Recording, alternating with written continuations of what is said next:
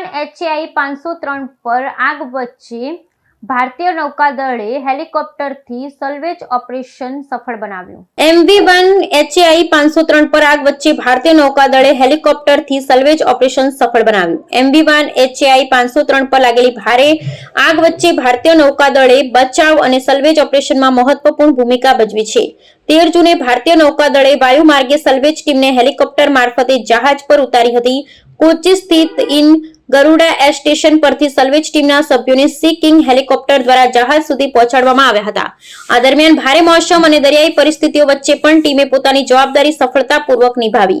સલ્વેજ ટીમને હેલિકોપ્ટરથી જહાજ પર વિંચ કરીને ઉતારવામાં આવ્યા હતા. તેમણે તાત્કાલિક રીતે સલ્વેજ ટંગ ઓફશોર વોરિયર સાથે જહાજનું ટોવિંગ કનેક્શન સ્થાપિત કર્યું.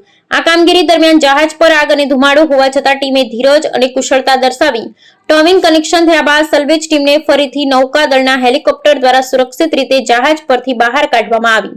હવે MV-1 HAI 503 ના ટોવિંગ ઓપરેશન શરૂ થઈ ગયા છે.